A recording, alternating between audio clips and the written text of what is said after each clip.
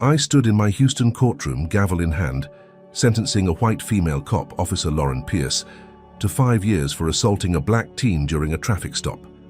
She sneered, spitting out, "You'll regret this, Hayes," as bailiffs dragged her away.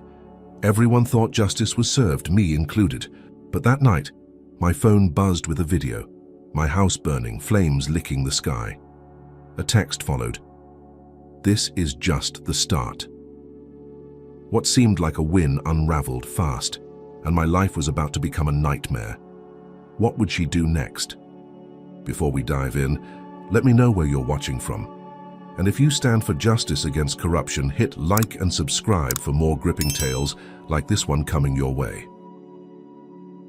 I'm Marlon Hayes, 42 years old, a black man who fought tooth and nail to sit on a bench in Houston, Texas, a city where justice often feels like a mirage for people like me. They don't say it out loud anymore, but I've heard the whispers my whole career, the sneers about how I'm just an affirmative action pick, how my robes don't belong on my shoulders. Today, though, I thought I'd proven them wrong. I just sentenced Officer Lauren Pierce, a white cop with a rap sheet longer than most felons, to 5 years in federal prison for slamming a black teenager's head into his car hood during a traffic stop over a busted taillight. The kid, 17, had sobbed in my courtroom, his face still swollen while Pierce sat there, arms crossed, her platinum blonde hair pulled tight, blue eyes glinting with something venomous. She didn't flinch when I read the verdict, just leaned forward and hissed those words, "You'll regret this, Hayes," like a snake spitting poison. I brushed it off as the last gasp of a cornered bully. The bailiffs hauled her out, her boots scuffing the polished floor, and the gallery exhaled relief. So I felt it too, pride swelling in my chest as I gathered my papers and left the courthouse, the late March sun dipping low over Houston's jagged skyline.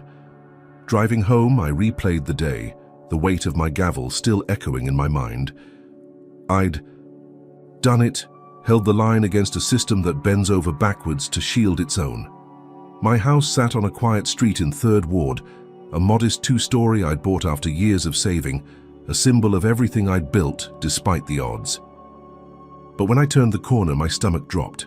Smoke clawed at the sky, thick and black, curling from where my home should have been. I slammed the brakes, my sedan lurching to a stop, and stumbled out, the heat hitting me like a fist. Flames roared through the shattered windows, devouring the walls, the roof collapsing in a shower of sparks. Firefighters shouted over the crackle, hoses blasting water that seemed useless against the inferno. I stood there, rooted, watching everything I'd earned turn to ash. A captain approached, his face grim under his helmet. "Arson," he said, voice low. "Someone doused the place in gasoline. You got enemies, Judge?" My throat tightened. I didn't answer, just nodded, my eyes scanning the wreckage. Then I saw it, carved into the charred remains of my mailbox, still smoldering at the curb, LP, Lauren Pierce. My blood ran cold. She'd been locked up less than 12 hours and already her shadow was here, scorching my life. I drove to a motel that night, the acrid smell of smoke clinging to my suit, my hands shaking as I gripped the steering wheel. Sleep didn't come, just flashes of her sneer, her threat replaying like a broken record. Morning brought no relief. My phone buzzed non-stop as I brewed cheap coffee in the dingy room, the TV flickering with news. I flipped it on, expecting updates on the fire. But instead, there I was, my face plastered across the screen. "Judge Marlon Hayes, race-baiting tyrant," the headline screamed. Pierce's cop buddies had hit the internet hard, a coordinated swarm of posts calling me a corrupt activist who'd framed her out of spite. "Hayes got no business judging us," one anonymous account snarled, a badge emoji pinned to the profile. "Time to take him down." I scrolled X from my phone, the notifications piling up like a landslide. Death threats flooded in, each uglier than the last. "Burning your house wasn't enough, Coon," one read. "We know where you sleep." Another had a photo of my courtroom, my bench circled in red with "Target acquired" scrawled across it. My chest tightened, but I forced myself to breathe. I'd faced hate before, stared it down in defendants' eyes, in jurors' sidelong glances. This was different though, a beast with teeth. I called my clerk, Sheila, a steady woman in her 50s who'd stuck with me through worse days. Her voice trembled when she answered. "Marlon, I can't do this," she said, barely above a whisper. "They're outside my apartment, banging on the door, calling me a traitor for working with you. I'm sorry, I'm out." The line went dead. I sat there, stunned, the motel room shrinking around me. Sheila was gone, scared off by the same venom now choking me. I thought I'd won, thought exposing Pierce in that courtroom would be enough. I'd underestimated her reach, the loyalty she commanded even from a cell. She wasn't just a rogue cop. She was a spark in a powder keg of hate, and I'd lit the match. I drove to the courthouse, determined to file a report to fight back. The streets blurred past, Houston's humid air pressing against the windows. I parked, stepped out, and called my sister Tanya to check on Mom. She lived in a nursing home 30 miles out, frail at 83 but sharp as ever. "She's fine," Tanya said, her voice tense. "I was there this morning. Why?" I hesitated, then told her about the fire, the threats. "Keep her safe," I said. "This isn't over." I hung up thinking I could handle it, that I'd protect what mattered. Then my phone rang again, an unknown number. I answered, my gut twisting. "Judge Hayes," a gravelly voice said, dripping with malice. "You should check on your mama." The line clicked off. My heart slammed against my ribs. I dialed Tanya back, no answer. Panic clawed up my spine as I sped toward the nursing home, breaking every limit, the city streaking past in a haze. When I got there, the staff were in chaos. Nurses huddled by the front desk, eyes wide. "She's gone," the director stammered, wringing her hands. "Someone took her an hour ago, forced her into a van. We called the police, but..." Her words faded as I bolted outside, scanning the lot. A janitor, sweeping near the curb, pointed down the road. "Saw a guy in a deputy's uniform driving off with her," he said, voice shaking. "Big fella, buzz cut, white as snow." I froze, the pieces snapping together. Pierce's brother, Greg, worked as a deputy in Harris County. I'd seen him in court once, looming behind her, his eyes cold and unblinking. My knees buckled, but I caught myself against the wall. Mom, my rock, the woman who'd raised me alone after Dad died in a factory accident, was in their hands now. The fire was a warning. This was war. I called the precinct, demanding action, my voice cracking as I described Greg, the van, anything I could remember. They promised to look, but their tone was flat, rehearsed. I knew that sound, the shrug of a system that didn't care. Pierce's allies were everywhere, and I was alone, staring down a machine that wouldn't stop. My house was gone, my clerk had fled, and now Mom was a pawn in their game. I'd thought sentencing Pierce was the end, but it was just the first domino, tipping me into a hell I couldn't see coming. After Mom vanished, I didn't sleep, didn't eat, just drove through Houston's back roads, my mind a storm of rage and fear. How could they take her, an 83-year-old woman who'd never hurt a soul? What kind of monster uses a mother as leverage? I'd sentenced Lauren Pierce to 5 years, thinking I'd caged the beast, but her brother Greg had ripped that illusion apart. The nursing home's janitor had seen him, a hulking deputy with a buzz cut, shoving Mom into a van, like she was nothing. My hands trembled on the wheel, the motel's stale coffee long gone cold in my cup holder. I called every cop I trusted, which wasn't many, and got nothing but static. The precinct's promises felt hollow, their voices dripping with that same indifference I'd heard 1,000 times in court. I knew I had to find her myself. Tanya, my sister, met me at a gas station off I-10, her eyes red from crying. She clutched a photo of Mom, her frail frame in a floral dress, smiling at a church picnic last summer. "You can't do this alone," she said, voice breaking. "They'll kill you too." I hugged her tight, promising I'd bring Mom back, but inside I wasn't sure. Greg Pierce wasn't just a deputy, he was Lauren's muscle, a man with a badge and a grudge. I remembered his stare in court, unblinking, like he was measuring me for a coffin. Tanya gave me a lead. A witness at the nursing home had seen the van head east, toward an industrial sprawl near the ship channel. I thanked her, sent her to a friend's place for safety, and peeled out, the sedan's engine roaring as I chased the only thread I had. The ship channel stank of oil and rust, a maze of warehouses hulking under the grey dawn. I parked a mile out, grabbed a flashlight from the trunk, and crept through the shadows, every creak of metal making my pulse jump. What if I was too late? What if Mom was already gone? I shoved the thoughts down, focusing on the tire tracks cutting through the mud. They led to a sagging building, its windows boarded, a rusted sign reading Porter Storage barely hanging. On! I circled it, spotting the van parked out back, its rear doors ajar. My breath caught as I peered inside. A wheelchair, Mum's, tipped over, her shawl tangled in the spokes. I swallowed hard, slipping through a broken side door, the air thick with dust and menace. Inside, voices echoed, low and rough. I crouched behind a stack of crates, peering through the slats.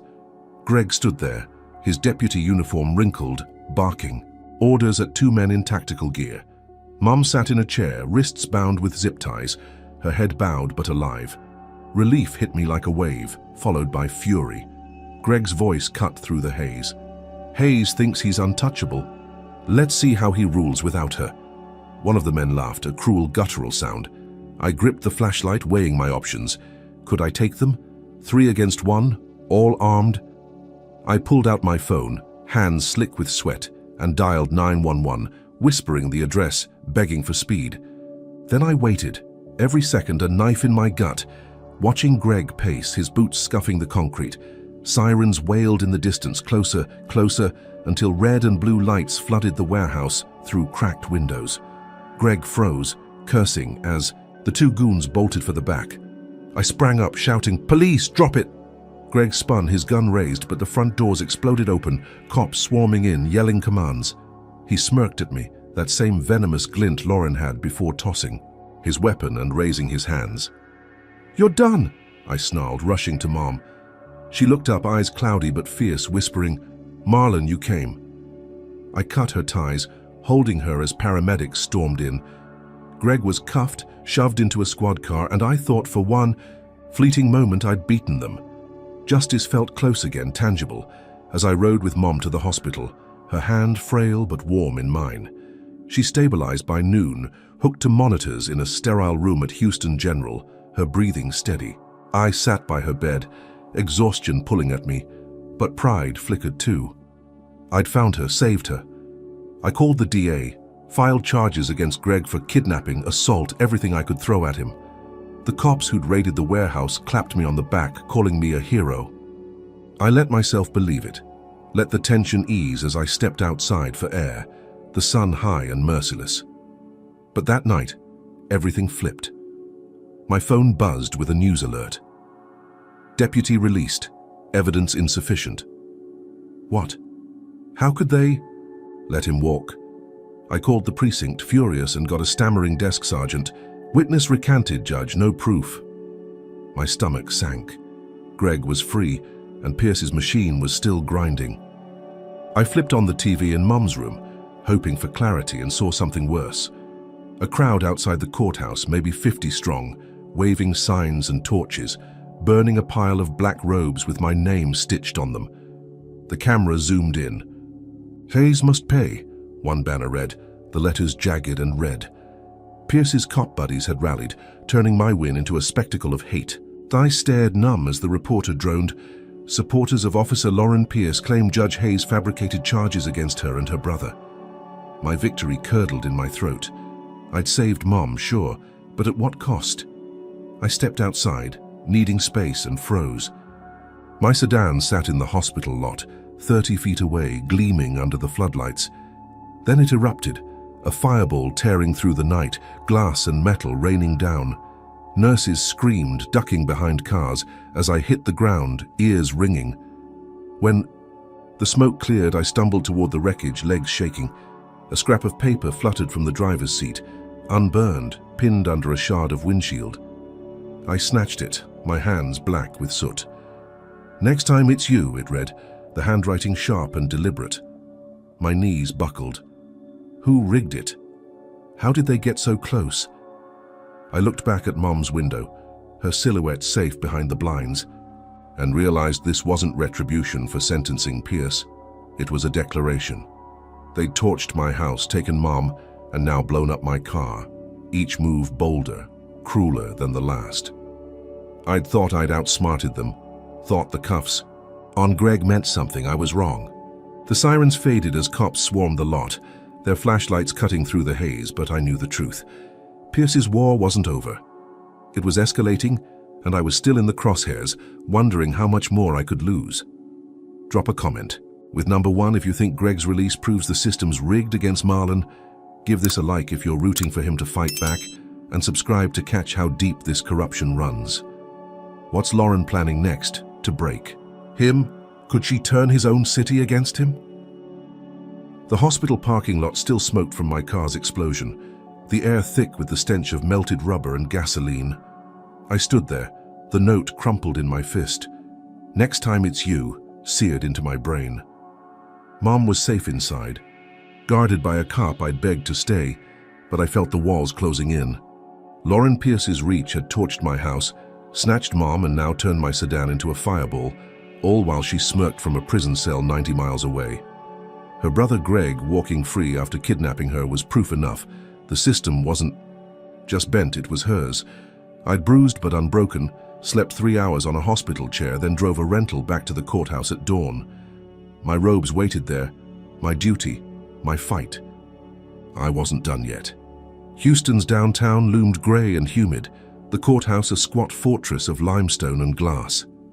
I parked a block away, wary of every shadow, and slipped in through a side door. The halls buzzed, clerks whispering, their eyes darting to me then away. I caught snippets. Did you see the news? He's finished. My office smelled of old coffee and paper, a sanctuary until I flipped on my laptop. The screen lit up with hell. Doctored footage, grainy but damning, showed me planting a baggie of white powder in Pierce's squad car, my face clear as day. The timestamp matched her arrest date, but I'd never touched her cruiser. My stomach churned as I scrolled X, the hashtag Hayes the fraud trending. Corrupt black dictator framed an innocent cop, one post screamed, racking up thousands of likes. Resign or rot, another spat, with a photo of me circled in red XX. Protests erupted outside, their chants shaking the windows. No justice, no peace. Hayes is the real police. Signs bobbed in the crowd. Pierce was right scrawled in bold. I peeked through the blinds, saw faces twisted with hate, some familiar, off-duty cops I'd ruled against over the years. My phone rang. Chief Justice Elena Ruiz, her voice clipped. Marlon, this is a mess. You're suspended until we investigate. Don't come in. I protested. It's fake, Elena. You know me. But she cut me off. Optics matter. Stay. Away. Click. My peers turned their backs too, texts unanswered, emails ignored. Judge Carter, my mentor from law school, left a voicemail. I can't be seen with you right now, sorry. Isolation hit like a punch. The courthouse, my second home, was now a cage locking me out. I wasn't letting this stand. Pierce's crew thought they'd bury me with lies, but I'd clawed my way up from nothing, faced worse than keyboard warriors and rigged videos. I called Marcus Reed, a beat cop who'd testified for me once, one of the few I still trusted. Meet me, I said, voice low. We linked up at a diner off Fannin Street, the kind with cracked vinyl booths and grease-stained menus. Marcus slid in, his uniform rumpled, eyes tired. They're saying you set her up, he muttered, sipping coffee. I know it's garbage, but it's tight. Audio's synced, angles perfect. I leaned forward. It's edited. Who's got the skills in her circle? He thought, then snapped his fingers. Tommy Vance, ex-IT guy, works private now. Hates you since you sent his cousin up. I nodded, a lead at last. Marcus dug deeper that night, risking his badge, and called me at 2 a.m. Found him. Vance bragged on a dark web forum about fixing a judge. Got a raw file too, unedited. My pulse raced as I met him at a parking garage, the city silent around us. He handed me a USB, the footage showing Pierce planting the drugs herself, laughing with Vance off camera. Gotcha, I whispered, adrenaline surging. I leaked it to a reporter I knew, Sarah Kim, at the Houston Chronicle. She ran it by sunrise. Judge Hayes cleared, Pierce implicated in frame-up. The story exploded, X flipping overnight. Justice for Hayes trended, my suspension lifted by noon. Chief Ruiz called, voice softer. You're back tomorrow, good work. I stood in my motel room, staring at the TV, Pierce's mugshot. Plastered across it, I'd flipped the script, turned their lie into my shield. Victory tasted sweet, sharp. like I'd finally landed a blow. But that night it soured fast. I'd moved to a new spot, a cheap apartment in Montrose, figuring the motel was too exposed. I was unpacking my suitcase, just toothbrush and a spare. Suit when glass shattered downstairs. Shouts ripped through the quiet. "Hayes, you're dead!" I bolted to the window, saw them, a mob of 20, maybe 30, faces masked, fists clutching bats and bottles. They screamed slurs, raw and guttural. "Go back where you came from," echoing off the brick. A Molotov cocktail sailed through the air, smashing my living room window, flames licking the curtains. I grabbed my phone, dialed 911, but the line buzzed. Busy. My heart pounded as I ran for the stairs, smoke stinging my eyes. Outside they surrounded the building, a wall of hate. Someone swung a bat, cracking my rental car's windshield, glass spraying like confetti. Another chucked a brick, narrowly missing my head as I ducked behind a dumpster. The air reeked of liquor and rage, their voices blending into a roar. "You think you're better than us?" one bellowed, his hood slipping to reveal a buzz cut and a badge tattoo on his neck. Pierce's people, cops or their kin, I couldn't tell. I crouched helpless as they trashed the place, windows popping like gunfire. Then I saw it, dropped by a fleeing thug, a pig's head, fresh, blood pooling under it, my name carved into its snout with a knife. My stomach lurched, bile rising, as I stared at the grotesque message. Sirens finally wailed, late, too late, scattering the mob into the night. Cops swarmed in, flashlights sweeping, but no arrests, just tired nods. "We'll look into it," one said, his tone flat, eyes avoiding. "Mine." I stood there coughing in the smoke, the pig's head at my feet, its blank eyes staring up. The reporter's story had cleared me, sure, reinstated me. But this? This was Pierce's answer, not from a cell but through a network that didn't need her voice to strike. They'd turned my city against me, made me a target in a war I hadn't signed up for. I'd fought their smear, won back my bench, but the mob wasn't about truth, it was about power, about reminding me I'd never be safe. I drove to Mom's hospital after, the rental's cracked windshield spiderwebbing my view. She slept, machines, beeping steady, oblivious to the chaos I'd dragged her into. I sat by her bed, the pig's head burned into my mind, its stench clinging to my clothes. How many more would come for me? How deep did Pierce's hate run? I'd thought exposing the fake video was enough, thought I'd turned the tide. But this mob, this brutality was a new beast, wilder, uglier than the lies. They didn't care about evidence, they wanted blood. My suspension was gone, my name half cleared, but the cost was climbing. I gripped Mum's hand, her skin cool, hand thin, and wondered what Pierce would throw next, how much worse it could get before I broke. The mob's attack left me reeling, the pig's head still staring at me in my mind's eye as I drove away from that smoldering Montrose apartment. Glass crunched under my tires, the rental's windshield a cracked mess, mirroring the fractures in my life. Mum slept safe in the hospital, but I wasn't, not after Lauren Pierce's people turned my temporary home into a battlefield. My house was ash, my car a crater, and now my refuge was trashed, all because I dared to sentence her. I needed an anchor, someone to steady me in this storm, so I called Jamal Carter, my best friend since law school. He was assistant DA, now a black man like me who'd climbed through the same muck, sharp as a blade and loyal to a fault. "Meet me," I rasped into the phone, voice raw from smoke. "I'm falling apart." He didn't hesitate. 30 minutes, my place. Jamal lived in a tidy condo near Midtown, the kind with sleek floors and bookshelves stuffed with legal tomes. I got there at midnight, the city's neon glow buzzing outside his windows. He opened the door, tie loose, his broad face creased with worry. "Marlon, you look like death," he said, pulling me in. I collapsed onto his couch, the weight of the past days spilling out.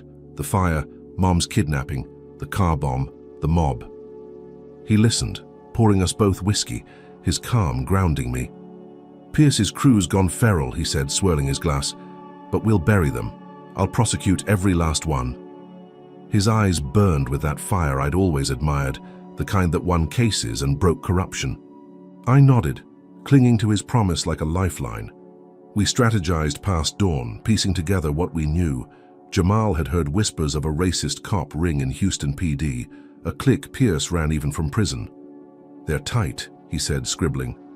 "Notes, but sloppy, there's a trail." I told him about Marcus, the cop who dug up the fake video's source. Jamal called him in, and by noon we had a stack of files, bank records, coded texts, a burner phone log tying Pierce to half a dozen officers. One name popped, Captain Roy Dutton, a grizzled vet with a history of brutality complaints swept under. Ruggs. The trail led to a safe house in Pasadena, and Jamal grinned fierce. "We raid it, we end this." I felt unstoppable, the whiskey's burn replaced by hope. We had proof, a weapon to dismantle her empire. By afternoon, Jamal briefed the DA's office, me at his side, laying out the evidence like a war map. The room buzzed, prosecutors nodding, the air thick with anticipation. "This is Pierce's spine," Jamal said, slamming the burner log down. "We snap it. She's done." The DA, a wiry woman named Claire Ortiz, greenlit the raid, her voice steel. "Go tonight. No leaks." I stood there, chest swelling, thinking we'd finally turned the tide. Pierce's threats, her brother's freedom, the mob's rage, all of it would crumble under this blow. I left the meeting, drove to the hospital to check on Mum, her frail smile fueling me. "We're winning," I whispered, kissing her forehead. She squeezed my hand, weak but alive, and I felt like a titan, ready to crush the beast that had hunted us. But mid-meeting replayed in my head as I drove back to Jamal's. Something shifted. Claire's phone had buzzed, her eyes flicking too. It, then me, before she'd nodded us out. I shook it off, chalking it up to exhaustion until I got there. Jamal's condo was chaos, cops swarming, lights flashing through the blinds. I bolted from the car, heart hammering, pushing past uniforms, yelling, "What's happening?" A sergeant grabbed me, face grim. "Carter's under arrest." My world tilted. "For what?" I barked, shoving forward. "Bribery, evidence." "Tampering," he said, nodding to a squad car where Jamal sat cuffed, head down.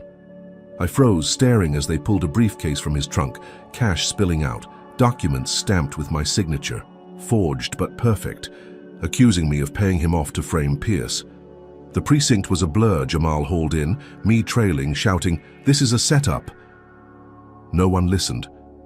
Claire met me outside the interrogation room, her jaw tight. "Marlon, step back, you're suspended again, this looks bad." I slammed the wall. "It's Pierce, Claire, she's behind it." But evidence piled up.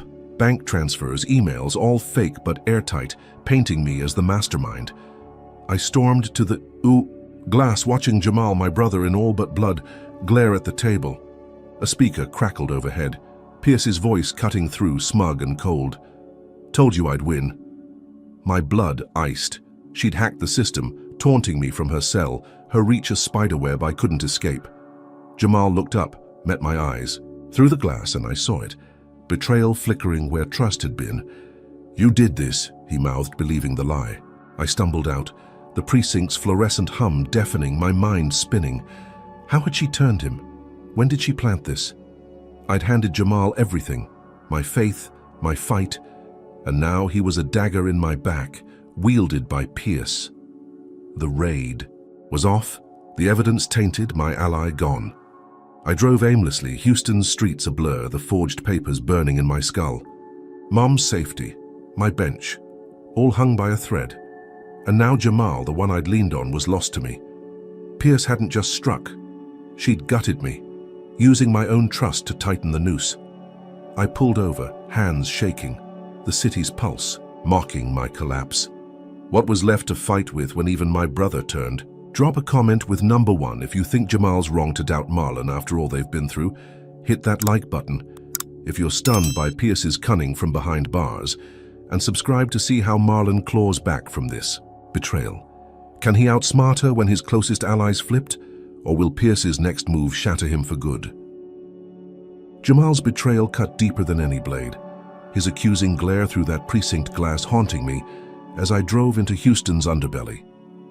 Pierce had turned my best friend against me, forged my signature to frame us both, and laughed about it through a hacked speaker. My house was ash, Mom barely safe, my car a crater, and now my ally was gone, leaving me suspended again, alone against a machine that wouldn't quit. I couldn't go back to the courthouse, couldn't face the DA's office where whispers of my corruption now echoed. I had to fight smarter, quieter from the shadows. I pulled into a truck stop off I-45, the neon sign flickering, and made a call I'd hoped to avoid. "Rico," I said, voice low. "I need you." Rico Vasquez was a private investigator I'd met years back, a wiry ex-cop with a nose for dirt and no love for badges like Pierce's. He met me at a dive bar in 5th Ward, the air thick with cigarette smoke and regret. I slid into a booth, my rental's keys jangling, and told him everything. The fire, Mom's kidnapping, the mob, Jamal's arrest. His dark eyes narrowed, fingers drumming the table. "Pierce is running a syndicate from prison," he said, voice gravelly. "You need her comms, her strings, I'll find them." I nodded, desperation clawing at me. "Fast, she's killing me piece by piece." Rico smirked, a predator's grin. "Give me 2 days." I slipped him a wad of cash, my last savings, and watched him vanish into the night, my hope pinned on a man I barely trusted. 2 days felt like 2 years, holed up in a seedy motel off Jensen Drive, the walls yellowed and peeling. I barely slept, jumping at every car backfire, every creak of the floorboards. Mum was under guard at the hospital, but I couldn't see her, couldn't risk leading Pierce's dogs to her door again. Rico called at dawn on the second day, his voice sharp. "Got it. Warehouse in Galena Park, burner phones, coded logs, meet me now." I sped there, the rental rattling over potholes, the industrial sprawl a jungle of steel and shadow. Rico waited by a chain-link fence, a duffel slung over his shoulder. He tossed me a phone, its screen glowing with texts. "Take Hayes out, and make it slow." Sent from Pierce's cell block, routed through a guard. My blood boiled. "This is it," I said, gripping the device. Her kill order. We had more. Audio of her barking commands, names of cops on her payroll, dates of hits. Rico had cracked her network wide open. I didn't trust the DA after Jamal, so I called Sarah Kim, the Chronicle reporter who'd cleared me before. We met at a park near Buffalo Bayou, the sun low, casting long shadows over the grass. She listened, recorder running as I played the audio, showed the texts. "This is dynamite," she said, eyes wide. "Pierce is done." The story hit online by midnight. Prison cop syndicate exposed, Judge Hayes vindicated. Arrests rolled in before breakfast, Dutton and 3 others nabbed, their mugshots splashed across every screen in Houston. Chief Ruiz rang me at 8, voice tight but relieved. "You're back tomorrow, Marlon. Clean slate." I stood in that motel room, the weight lifting, thinking I'd crushed Pierce's spine at last. The next morning, I walked into the courthouse, head high, robes crisp. The halls were quiet, clerks nodding respectfully, the air lighter than it had been in weeks. I took the bench in courtroom B, my first case a petty theft, routine after the chaos. The gallery was sparse, just a few onlookers. The defendant, a nervous kid in a cheap suit. I read the charges, my voice steady, feeling the rhythm of justice again. Could this be it? Had I finally stopped her? I banged the gavel, calling a recess, and leaned back, letting myself breathe. Then it happened. A crack split the air, sharp and deafening, glass shattering behind me. Pain seared my shoulder, hot and wet, as I dove under the bench, blood soaking my sleeve. Screams erupted, the gallery scrambling, deputies yelling, "Shoot her!" I pressed my hand to the wound, shallow but burning, a graze from a bullet meant to kill. My vision swam as I crawled, chaos swirling above me. Deputies stormed, the room guns drawn, shouting into radios. "Sniper, east window," someone barked. I staggered up, clutching my arm, and saw it through the broken pane. A figure on a rooftop 2 blocks out, rifle glinting before it vanished. The courtroom emptied, paramedics rushing me to a gurney, their voices a blur. "He's stable, just..." "A nick," one said, wrapping the wound. I pushed them off, stumbling to my chambers, adrenaline drowning the pain. My desk was pristine except for a note slipped under the door, folded tight. I snatched it, hands shaking, and read, "You don't get to live." No signature, but I knew her venom, her handwriting from that car bomb scrap. I sank into my chair, blood dripping onto the floor, the room spinning. Who'd she hire? How'd she reach past bars and solitary? The arrests, the expose, all of it should have crippled her. But here I was, shot in my own courtroom. Her message, clear as the hole in my shoulder.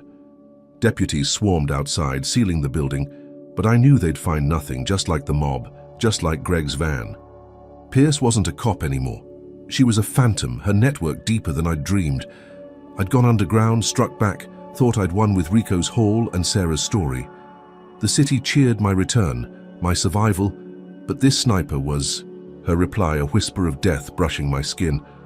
I tore off my robe, the blood-soaked fabric heavy, and stared at the note, my pulse a war drum. How many more bullets had my name on them? What did she have left to throw?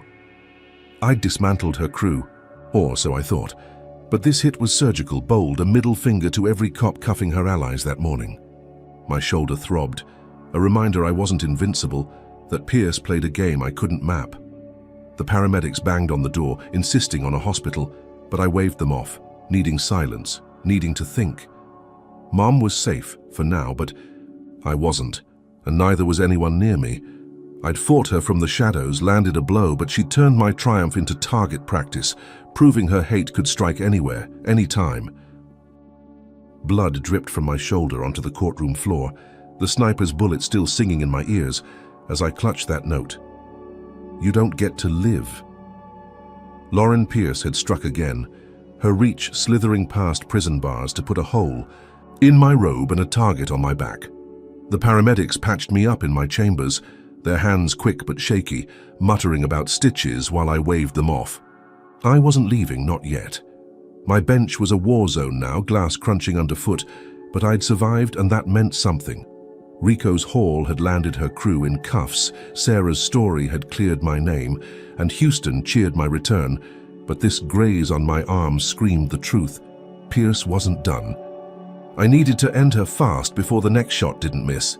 I called Marcus Reed, the cop who'd risked his neck for me before, and Sarah Kim, my reporter lifeline.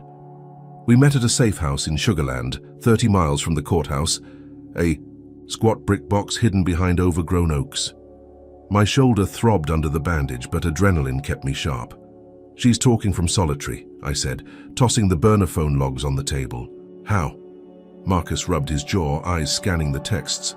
Guards on her payroll, has to be. We cut that line, she's mute. Sarah nodded, scribbling notes. I'll dig into the prison staff. Names, records, anything dirty. I leaned forward, voice low. We raid her contacts. Shut this down. Tonight. They agreed, no hesitation, my last allies in a city turning against me. We moved at dusk, Marcus pulling strings with a few honest badges he trusted. The target was a guard named Eddie Holt, a beefy guy with a rap sheet Pierce had scrubbed when he joined her ring. His trailer sat off Highway 6, rusted and sagging, lights flickering inside. We rolled up silent, no sirens, just the crunch of gravel under boots. Marcus kicked the door in, gun drawn, and I followed, my good arm gripping a flashlight. Holt lunged for a drawer, but Marcus tackled him, pinning his bulk to the floor. Where's her phone? I barked, sweeping the beam over cluttered shelves. Holt spat. Screw you, Hayes. But his eyes flicked to a tin box under the couch. I pried it open. A burner active, texts from Pierce glowing on the screen. Torch his legacy, one read, sent an hour before the sniper hit. We hauled Holt in, the evidence airtight, and by midnight, Pierce's comms were dead. The prison, warden sweating under pressure from Sarah's calls, moved her to a max security wing. No contact, no guards she owned. Houston woke to the news. Pierce silenced, Judge Hayes hero again. Crowds gathered outside the courthouse, not with torches this time, but applause, chanting my name like a victory hymn. Marcus slapped my back. Sarah grinned over her laptop. And Chief Ruiz called, voice warm. You're a legend, Marlon. Take the bench tomorrow. My shoulder ached, but I stood taller, thinking I'd finally broken her spine. Mom was safe. My name was gold. And Pierce was a ghost in a concrete box. I'd won, hadn't I? But the next day cracked that dream wide open. I was at the hospital, checking Mum's chart, her frail hand in mine, when my phone buzzed with an email from the feds. Urgent. Audit initiated Judge Marlon Hayes. My gut sank as I opened it. Racketeering charges, allegations I'd funneled bribes through Jamal's arrest to fund a personal vendetta against Pierce. My bank accounts were frozen, every penny locked and a second notice hit. Mum's hospital funds tied to my name seized too. I bolted to the billing desk, voice cracking. "She needs care now." The clerk shrugged, helpless. "Federal hold, sir. We can't treat her without payment." Mom's machines beeped slower, her oxygen cut, her face paling as nurses wheeled her to a public ward. No staff, no meds. I called Claire Ortiz, the DA, screaming into the phone. "This is Pierce. She's behind it." Claire's tone was ice. "It's out of my hands, Marlon. Feds say you're dirty." I slammed the receiver, pacing the hall as Mom withered, her breaths shallow. My legacy, my fight, all of it was slipping through my fingers. Then my phone lit up again, an audio file from an unknown number. I hit play, and Pierce's laugh slithered out, low and vicious. "Your legacy's mine now." My knees buckled. How'd she pull this? Who'd she pay off? The audit wasn't random, it was her cronies in high places, turning the system I'd bled for into a noose around my neck. I raced to the courthouse, demanding answers, but security blocked me, their faces blank. "Suspended pending review," one said, hand on his holster. My allies were gone, Marcus tied up with Holt's case, Sarah chasing leads too late. I stood. Outside, the crowd from yesterday vanished, replaced by reporters snapping photos, shouting, "Judge Hayes, any comment on the charges?" I shoved past, the weight of Pierce's victory crushing me. Mom was dying, my career was dust, and the feds were her puppets, dancing to a tune I couldn't hear. I'd raided her lines, silenced her voice, thought I'd won the war, but this audit, this seizure, was a gut punch bigger than the sniper's bullet. I drove to a cheap motel, the last cash in my pocket buying a room, the walls closing in tighter than ever. Mom's face flashed in my mind, her life draining because Pierce had turned justice into a weapon. How many strings did she pull? How deep did her hate burrow? I'd fought her with evidence, with grit, and she'd countered with a system that didn't care about truth, only power. My shoulder bandage itched, a dull reminder of the sniper, but this was worse, a slow bleed I couldn't stop. The city had cheered me hours ago, now it spat me out. And Pierce's laugh echoed in my skull, a promise of more to come. Drop a comment with number 1 if you think the feds are just Pierce's latest pawns in this twisted game. Smash that like. If you're raging at how she's strangling Marlon's life from a cell, and subscribe to see if he can save Mom from this collapse. What's her next play when the whole system's her weapon, and how far will Marlon bend before he breaks? The motel room smelled of mold and despair. My last $20 buying a night's refuge as the feds audit choked my life. Mom was fading in a public ward, her care slashed because Pierce's cronies had frozen my accounts, turning justice into a guillotine. Her laugh from that audio file gnawed at me. "Your legacy's mine now," a taunt that echoed louder than the sniper's shot. I sat on the sagging bed, my shoulder bandage stiff with dried blood, staring at the burner phone. Rico had left me. I couldn't let her win, couldn't let Mom die because of this. I needed a move, something big, something public. I dialed Sarah Kim, my voice a rasp. "We're going loud, rally downtown tomorrow, Pierce ends here." Sarah didn't flinch. "I'll spread it. Evidence too. People need to see this." I called Marcus next, his tone wary but solid. "I'm in, Judge, got your back." By morning, word hit X, a wildfire of posts. "Justice for Hayes, City Hall, noon." I dug through Rico's files, pulling phone logs, witness statements, Holt's confession, every scrap tying Pierce to the audit. My hands shook, not from fear, but fury. Mom's face, pale and still, fueled me as I drove the rental to City Hall, its white steps gleaming under a brutal March sun.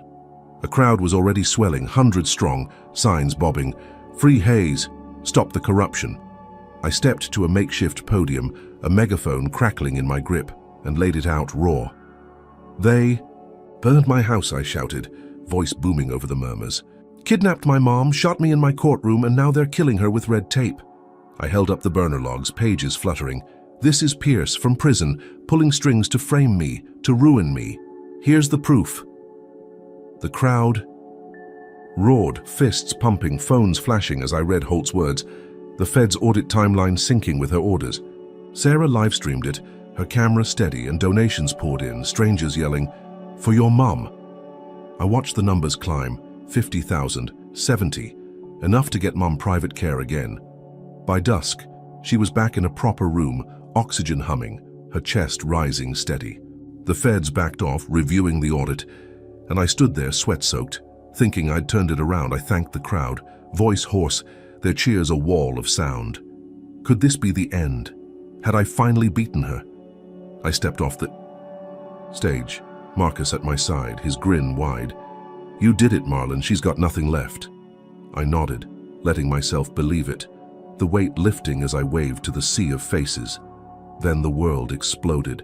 A blast ripped through the stage behind me, wood and metal flying. A fireball swallowing the spot I'd stood minutes ago. Screams pierced the air, bodies hitting the ground, blood pooling on the steps. I spun, ears ringing, the heat singeing my skin. Marcus yanked me down. "Get cover!" But I couldn't move, staring at the carnage.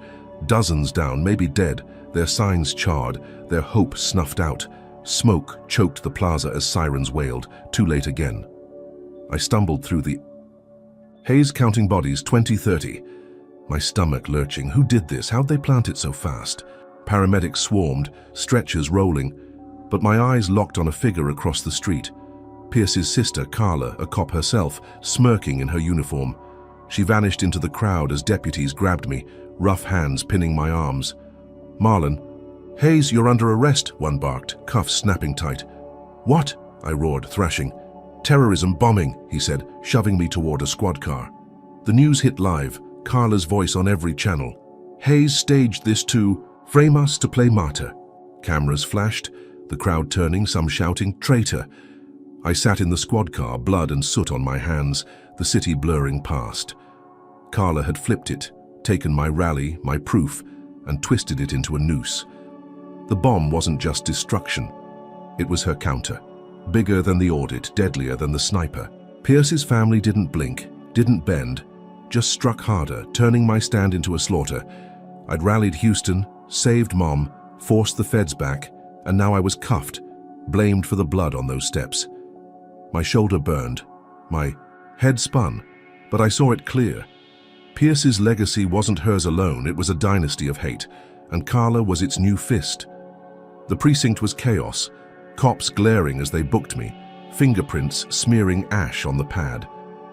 "You're done, Hayes," one muttered, his badge glinting under the lights. I sat in a cell, the bars cold, replaying the blast, the screams. How'd she rig it? Who'd she pay? The rally had been my sword, cutting through her lies, but Carla had turned it into a bomb, literal and legal, pinning me as the villain. Mum was safe for now, but I was trapped. The city's hero turned terrorist in hours. Pierce's laugh from that audio echoed again, not just a taunt, but a prophecy. I'd thought I'd won, thought the crowd's roar was my shield, but this was her answer, a massacre I couldn't outrun. The cell's concrete bit into my back as I sat, wrists raw from cuffs, the precinct's chaos fading into a dull hum. Carla Pierce had turned my rally into a bloodbath, dozens dead on City Hall's steps, and pinned it on me with a smirk and a lie. Terrorism, they'd said, slamming me in here. The hero of yesterday, now Houston's villain. Lauren Pierce's sister had outdone her, flipping my fight into a frame-up bigger than the audit, deadlier than the sniper's bullet. Mum was safe in her hospital bed, oxygen humming, but I was trapped. The bars a cold reminder of how fast Pierce's dynasty could strike. I needed out, needed proof, so I called my lawyer, Tanya's husband, Leon, whispering through the payphone. "They've got nothing solid. Get me evidence." He grunted assent, his voice tight. I paced the cell, 3 steps wide, plotting. Carla's move was bold, but sloppy, a bomb too big to hide. I'd seen her across the plaza smirking, and that meant witnesses, traces. Leon smuggled in a pen and paper through a guard I'd ruled for once, a rare ally. I scratched out names, places, anything to tie her to the blast. The rally's live stream, Sarah's feed, might have caught her. I begged Leon to grab it. Hours bled into a day, my shoulder aching under its bandage, the sniper's graze a dull pulse. Then chaos erupted. Shouts echoed down the hall, metal clanging, boots stomping. A riot, sudden and wild, inmates screaming, guards barking. I pressed against the bars, peering out, and saw them. 2 uniforms, Pierce's loyalists, their eyes locked on me, shanks glinting in their fists. They charged, the cell block a storm of noise, prisoners banging trays, drowning my yells. "Hayes!" one snarled, lunging through the bars, blade slicing air an inch from my throat. I stumbled back, heart pounding, grabbing the cot's frame to swing at him. The metal cracked his wrist, the shank clattering, but the second guard slammed the yai. Bars, his knife nicking my arm, blood blooming fast. "Pierce says hello," he hissed, grinning yellow teeth. I roared, kicking his hand, snapping his fingers against steel. The riot masked it all. No help coming, just me and them. I fought wild, adrenaline drowning the pain, until a baton cracked. Across their backs, a third guard honest, yelling, "Enough!" They retreated, limping, but their glares promised more. I slumped, bleeding, chest heaving, the cell a mess of upturned sheets and red smears. Who sent them? How'd Pierce reach into lockup? I tore my shirt, binding the cut, mind racing. Leon burst in an hour later, pale, shoving a tablet through the bars. "Got it," he panted. Sarah's feed slowed down. Carla's there, planting. Something under the stage, 20 minutes before. My pulse surged, watching the grainy clip. Her uniform, her smirk, a black bag swapped with a worker. "That's the bomb," I said, voice hoarse. "Get this to Claire now." He nodded, bolting, and I leaned back, thinking I'd cracked it. The riot was her distraction, but this video was my key. By dawn, the case collapsed. Claire Ortiz stormed the precinct, Leon at her side slamming the footage on the desk. Carla Pierce caught red-handed, she snapped, and the DA's office scrambled, charges dropped, my cuffs unlocked. I walked out, a free man, the sun blinding after the cell's gloom. Crowds waited, chanting, "Hayes, Hayes," cameras flashing as I raised a fist, a martyr reborn. Sarah hugged me. Marcus clapped my back, and the news screamed redemption. Judge cleared, Pierce sister implicated. I stood tall, blood crusted on my sleeve, thinking I'd beaten them again. Turned their trap into my triumph. Mum was safe. My name was gold, and Carla's smirk was ash. I'd survived her prison hit, flipped the script. Victory tasted bitter but real. But it shattered fast. I drove to Mum's hospital, needing her smile, when sirens flared behind me. Not cops, SWAT. Black vans screeching, cutting me off. They swarmed, rifles up, yelling, "Down, Hayes!" I froze, hands high, as they stormed the building, boots thundering past. "Terrorist threat," their commander barked, shoving me aside. I bolted after, shouting, "What threat?" and saw them crash Mom's room. She lay there, frail, eyes wide, oxygen tube dangling as they ripped through, guns trained. "He's hiding here," one growled, scanning, then turned to me. "Where's your cell?" I gaped. "What cell?" A shot rang out, sharp and final, Mom jerking, blood blooming, on her gown. "Collateral," the commander muttered, lowering his rifle. I screamed, lunging, but they pinned me, her body limp, machines flatlining. Pierce's voice crackled on a hacked radio in the hall, cold and gleeful. "Your bloodline ends here." My world dissolved, Mom's blood pooling, her eyes blank where life had been. SWAT backed off, muttering, "Mistaken," but I knew it wasn't. Carla's bomb had failed to kill me, so Pierce took Mom, her final piece, through a hit squad she'd twisted into her fist.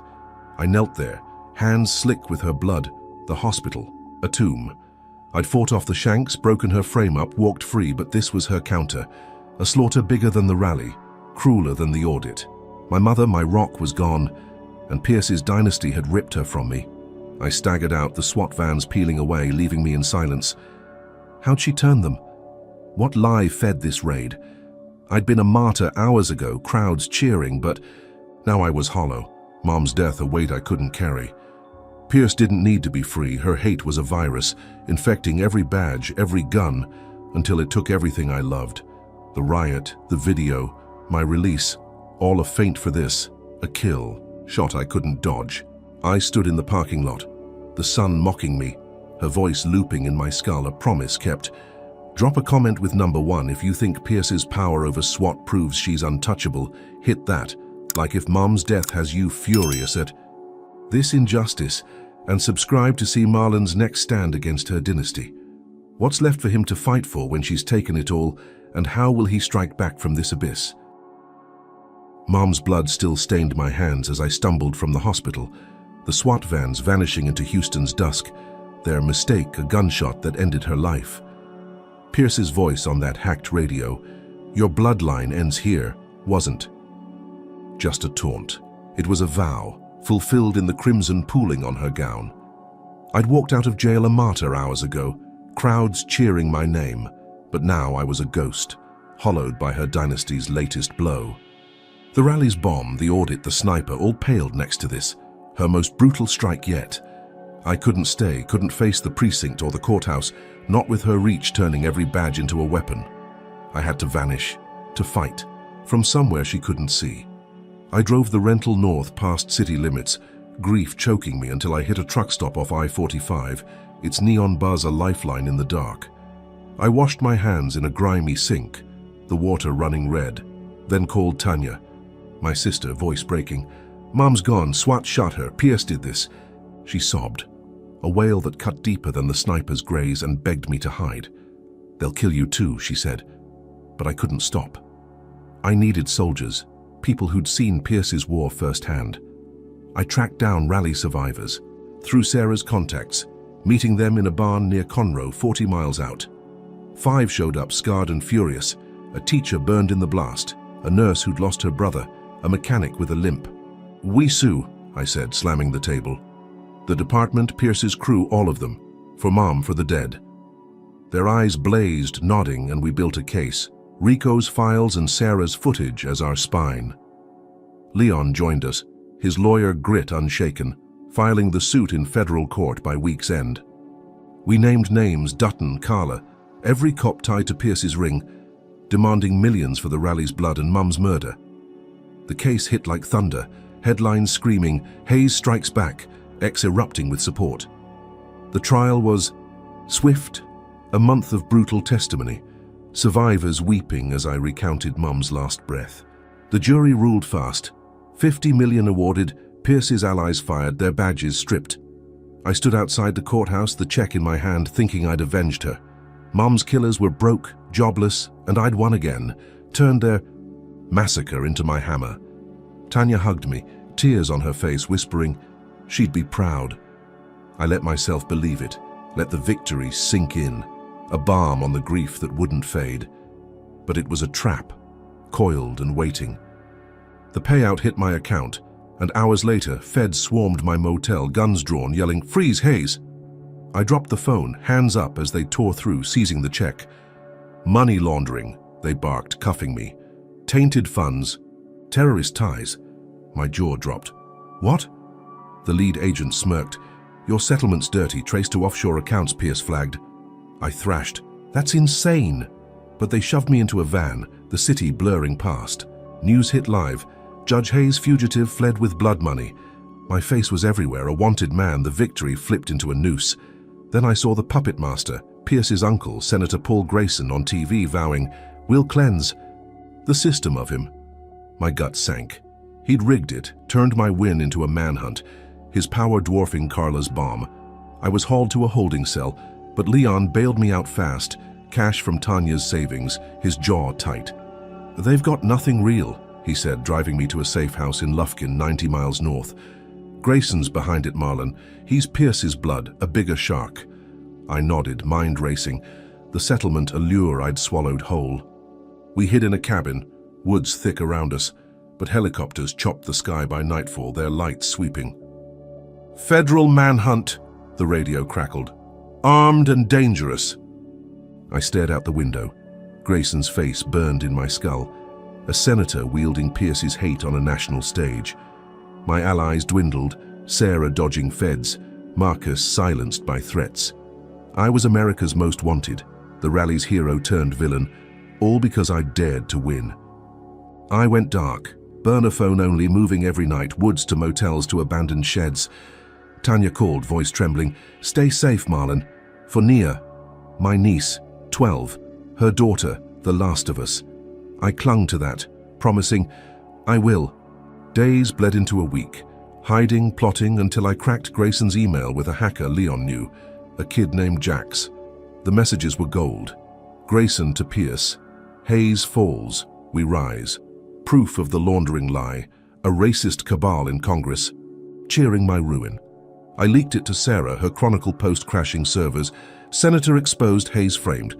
Grayson's career tanked, resignations piling up, and feds cleared me by dawn. Misidentified funds, they mumbled. I surfaced in Houston, crowds cheering again, thinking I'd broken Pierce's empire for good. But the breaking point came. Fast? I was at Tanya's, hugging Nia, her braids bouncing as she laughed when my phone buzzed, a live stream link. I clicked it, and my heart stopped. Nia, tied to a chair, screaming, a knife at her throat, Carla's voice off-screen. Surrender. Or she's next, I yelled. No! But Tanya grabbed me, sobbing. She's here, she was just here. The feed cut to black, then flickered back. Nia's body, limp, blood soaking her shirt, Carla's face looming. Too late. Pierce's recorded laugh looped. You can't outrun me, a sound that shattered me. I raced to her school 10 blocks away, but found her in the gym, dead, her eyes open, accusing. Carla was gone, the knife discarded, my niece stolen by the same hate that took Mom.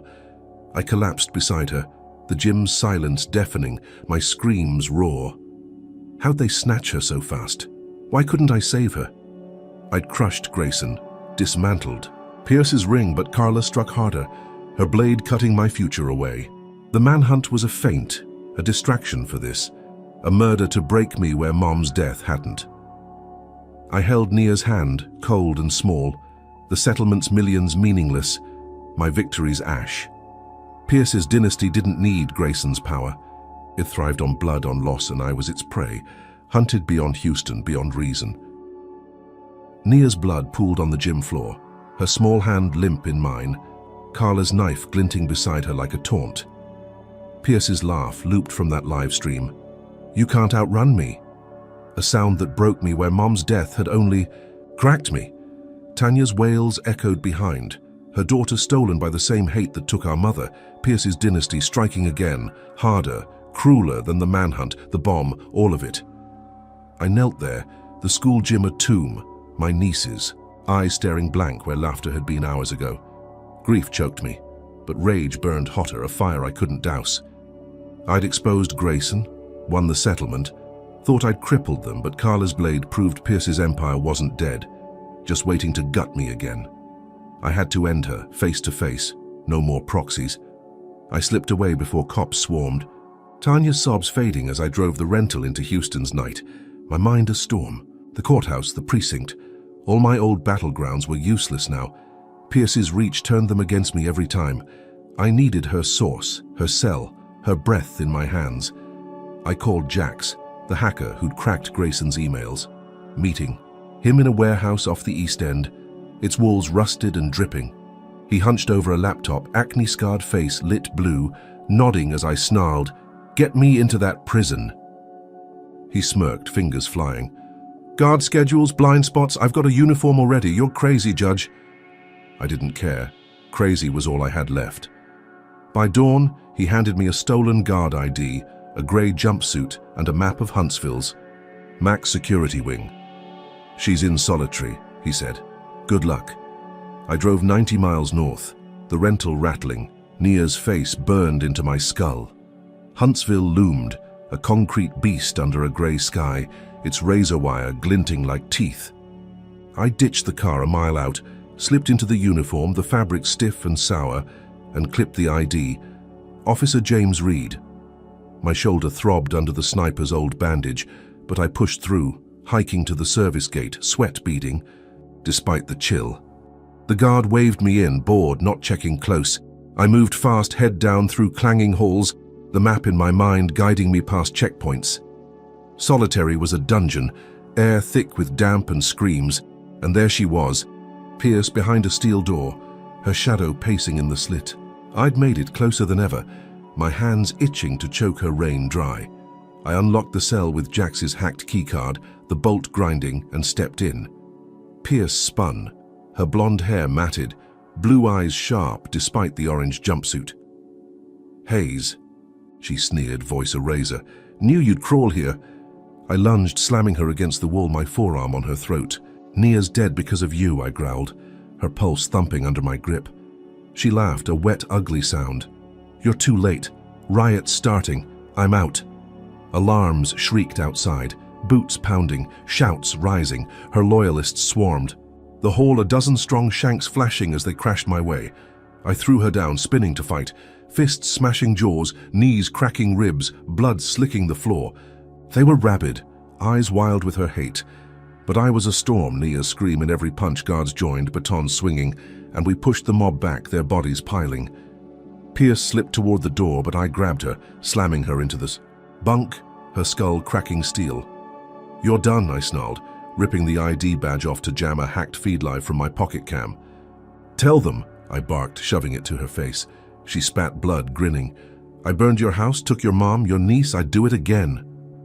The feed streamed, Sarah's contacts blasting it nationwide, her confession a noose tightening. Guards flooded in, real ones, cuffing her as the riot died, their batons pinning her crew. I staggered back, chest heaving, thinking it was over, her empire exposed, her escape crushed. She glared, cuffed tight, her smirk fading as they dragged her deeper into the block. I limped out, the prison a chaos of sirens and shouts, my hands bruised, my cam still rolling. The feed hit X, millions watching Pierce's words. "I'd do it again," her face a mask of venom. Houston roared online, "Lock her forever," and I stood in the yard, free air hitting me, believing I'd won the war. If I'd faced her, broken her plan, turned her taunt into my blade. The guards nodded, one muttering, "You're a madman, Hayes." But I didn't care. Nia's blood, Mum's, drove me here, and I'd buried Pierce in her own cell, her dynasty, crumbling under that live truth. I started back to the rental, legs shaking, victory bitter, but mine ready to grieve, to heal. Then it hit, a sharp sting in my neck, my knees buckling as I reached the gate. I clawed at it, a dart falling, my vision blurring. A guard loomed, one I'd trusted, his face blank. "Lauren says goodbye," he whispered, syringe empty in his hand. I collapsed, the ground cold, my pulse slowing, Pierce's smirk flashing as darkness crept in. Poison, her final card, slipped through a mole I'd missed, striking mid-triumph. I'd fought her goons, broadcast her sins, pinned her in solitary, but she'd rigged this, a silent kill bigger than Nia's murder, deadlier than the bomb. My body locked, breath fading, the prison fading, her laugh the last sound in my ears.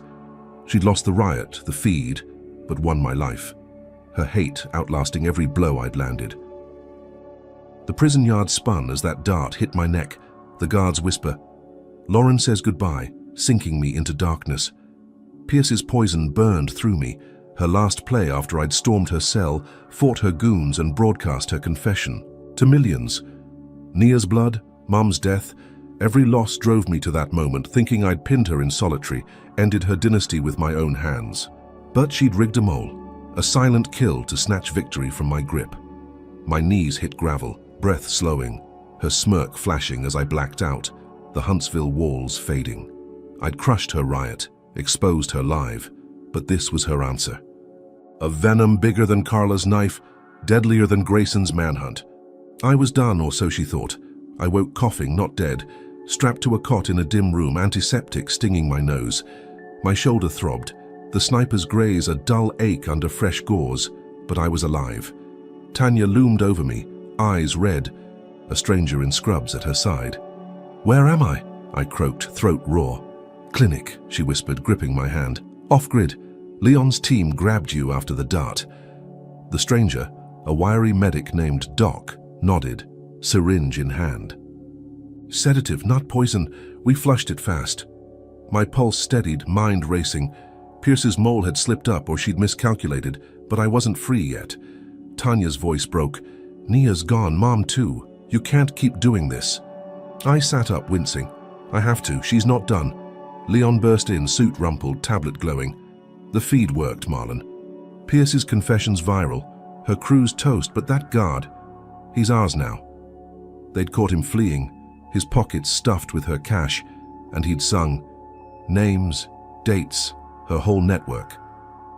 I stood, legs shaky, the medic protesting, but I waved him off. She's still in there planning, I end this today. Tanya grabbed me. No, Marlon, enough. But I pulled free, Nia's blank stare fueling me, Mum's blood a fire in my veins. I'd thought the poison was her win. But it was a fumble and I had one shot left. Leon handed me a recorder. Use this, she'll talk again. I nodded. Grabbing the guard uniform from the floor, it stench a grim comfort. Back to Huntsville I went, 90 miles in a stolen truck, the medic's painkillers dulling my wounds, but not my rage. The prison was on lockdown post-riot. Guards twitchy, but Jax's hacked ID still worked, slipping me through a back gate. I moved fast, grey jumpsuit blending with the chaos, inmates banging cells, air thick with sweat and fury. Solitary loomed, Pierce's door a slab of steel, and I swiped in, recorder live in my pocket. She sat on the bunk, wrists cuffed, blonde hair wild, but her eyes glinted, unafraid. Back for more, Hayes, she taunted, voice a blade. I stepped, close, towering. You missed. Nia, Mom, me, it's over. She laughed, sharp and cold. Over? I've got a riot brewing. I walk tonight. Alarms screamed again, right on cue, her loyalists slamming doors, screams rising. I grabbed her, slamming her to the wall, my good arm pinning her throat. Tell me, I snarled, recorder humming. She choked, grinning. I burned your life, killed your kin, and I'd do it twice. You're nothing. Footsteps thundered outside, her goons crashing through, a dozen strong shanks flashing in the dim light. I dropped her, spinning to fight. Fists smashing noses, boots cracking knees, blood spraying as I roared Nia's name. They were relentless, her hate in their veins, but I was a beast, Mom's last breath in every swing.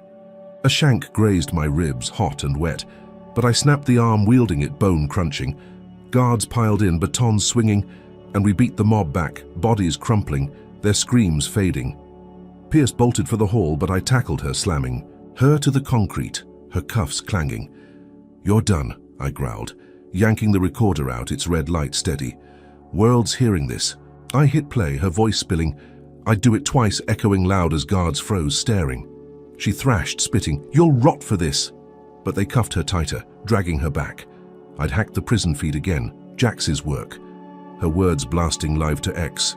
Millions watching her snarl, You're nothing. The riot collapsed, her loyalists pinned, the breakout dead. I stood, bleeding, chest heaving, thinking I'd nailed her coffin shut, her empire ash under my feet. I limped to the yard, guards nodding, one muttering, Crazy bastard, as I leaned on the wall, air cool on my skin. The feed looped online, Pierce's confession a death knell, Houston raging, life for her. I'd faced her, fought her dogs, turned her escape into her grave. My ribs burned, blood soaking the jumpsuit, but I felt it. Victory, raw and real. Nia's ghost quiet for a moment. The guards dragged her deeper, her screams muffled, and I turned to leave, the prison shrinking behind me. I'd stopped her, broken her last stand, her dynasty choking on its own venom. I reached the gate, legs trembling, ready to breathe, to mourn, thinking her claws were clipped at last. Then it struck, a sting in my side, sharper than the shank, my vision swimming. I staggered, clutching my ribs, and saw him, a guard I'd passed, his face blank, syringe dripping. Lauren says goodbye, he whispered, melting into the crowd as I fell, knees slamming stone. My breath hitched, poison searing. Real this? Time, not a sedative. I clawed the dirt, pulse fading, her smirk flashing as darkness rushed in. She'd lost the riot, the feed, her freedom, but planted this, a final kill bigger than Nia's death, stealthier than the bomb. My body locked, the yard blurring, her laugh looping in my skull. Victory slipping as I sank, her hate outlasting every trap I'd sprung. The prison yard faded as poison seared my veins. That guard's whisper, Lauren says goodbye. The last sound before I hit the dirt. Pierce had struck again, her mole syringe a silent kill after I'd crushed her riot, pinned her in solitary, and broadcast her confession to the world. My ribs bled from the shank, my shoulder ached from the sniper, But this was worse, a fire stealing my breath, Nia's death, Mum's murder, every loss crashing as darkness swallowed me. I'd fought her goons, exposed her twice, thought I'd won. But she'd played her final card, a death bigger than Carla's knife, stealthier than the rally's bomb. My pulse slowed, her laugh looping, victory slipping as Huntsville's walls blurred away. I was gone, finished, or so she believed. Jolted awake, not in a grave but on a stiff cot. A sterile hum in my ears, my chest tight but beating. A dim room swam into focus. Concrete walls, no windows. A faint antiseptic sting in the air. Tanya sat beside me, tears streaking her face, Leon at her shoulder, his suit crisp despite the chaos. "Marlon," she gasped, gripping my hand. "You're alive." I coughed, throat raw. "Where am I?" Leon leaned in, voice low. "Hidden clinic east of Houston, we got you out." A medic, the same wiry doc from before, adjusted an IV in my arm. "Sedative again, laced with a paralytic," he said, eyes sharp. "Her mole botched it, we flushed it in time." My head spun, alive but barely. Pierce's poison a feint once more. Leon handed me a tablet, screen glowing. "The guards caught," he said, tapping it. "Spilled everything after we nabbed him at the gate. Pierce's whole networks. On here, names, payoffs, orders." I stared, the list endless, cops, feds, even a judge I'd sat beside, all her puppets. "And the feed," I rasped, recalling her cell, her snarl. Tanya nodded. "Live when you fell." Millions saw her brag about Nia, Mom, all of it. Exes on fire, life for Pierce trending. My pulse quickened. The recorder's red light burned in my mind. I'd pinned her, not just to me, but the world, her own words, her noose. "She's done?" I asked, voice cracking. Leon grinned, fierce. "Trial's set. She's finished." I sat up, wincing, ribs bandaged, shoulders stiff but alive. A survivor of her venom twice over. The medic protested, "You need rest," but I swung my legs off, fire in my gut. "Not yet." Tanya grabbed me. "Marlon, stop, you've won." But I shook my head. Nia's blank eyes, Mom's blood, driving me still. "She thinks I'm dead," I said, standing shaky. "That's my edge." Leon nodded, pulling a file from his bag. "Her mole thought the dose was lethal. We faked. It staged the collapse, flushed you here. She's blind now." I smirked, bitter but alive, her misstep my weapon. I'd turned her poison into a trap, her dynasty crumbling under her own arrogance. The trial hit fast a week later, Houston's federal courthouse packed, air thick with tension. Pierce sat cuffed, her blonde hair limp, blue eyes dull, no smirk. Left as the gallery glared. I took the stand, alive, a ghost she couldn't kill. My voice steady as I played the recordings, her sneering, "I'd do it twice," booming through speakers. Tanya testified, sobbing Nia's name, Leon dismantling her network with the moles list. The jury didn't blink, deliberating an hour before the foreman stood, voice firm. "Life, no parole." Pierce flinched, her first crack as bailiffs, hauled her out, her screams muffled by steel doors. I watched, chest tight, her empire ash, Grayson's cabal gutted, Carla's blade stilled. Justice, slow and jagged, had landed, but I wasn't done. I stepped outside, the sun harsh, reporters swarming, their questions abuzz I ignored. I drove to a quiet office in 3rd Ward, a storefront I'd bought with the settlement months back, its windows dark. Inside I met 3 black judges, young, sharp faces I'd mentored in secret, funded with every dime of that 50 million. "It's time," I said, handing them files, plans I'd built while Pierce hunted me. "We're a network now, nationwide, tearing down what she stood for." They nodded, eyes blazing, and I resigned that day, my robes folded, my bench empty. The news hit. Hayes quits, funds Justice League, X erupting with shock, awe. I walked free, the courthouse behind me. Pierce's scream from the trial echoing as I passed a TV blaring her fate. She'd burned my house, killed my family, poisoned me. But I'd turned her hate into a hammer, smashing not just her, but the system she thrived in. I drove to Naya's grave, then Mom's, laying flowers, whispering, "It's over." But it wasn't, not really. My network grew, judges in 10 states by month's end, rooting out corruption, Racism, badge by badge. Pierce rotted in a cell, her legacy dust while mine rose immortal, a shadow she'd never touch. I'd died to her twice, risen twice, and now I was everywhere she couldn't reach. Justice not just mine, but everyone's.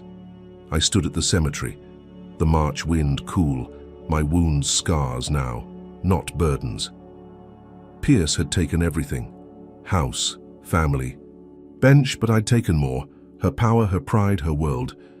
She'd screamed as they dragged her away, thinking she'd won with that dart, but I'd flipped it, a final twist she'd never see. My phone buzzed, a text from one of my judges. First case 1, corrupt cop down. I smiled, small but real, the first in months. Houston moved on, the city's pulse steady, but I didn't, not fully. I'd built something bigger than her, hate, a legacy she'd choke on forever. And as I walked away, her laugh was gone, replaced by silence, by victory, by a fight that wouldn't end.